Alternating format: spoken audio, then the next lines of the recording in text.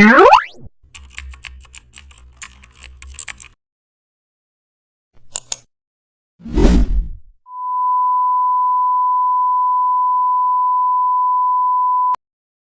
back to the channel. Don't forget to like, share and subscribe for more updates.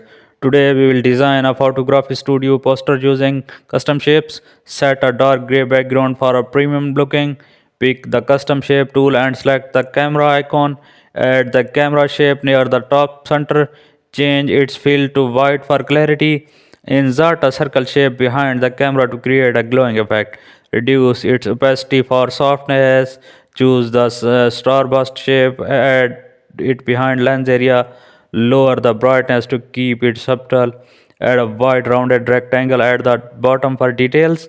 Fill it with charcoal black. Add service details inside the rectangle and add a pricing icons using small custom shapes.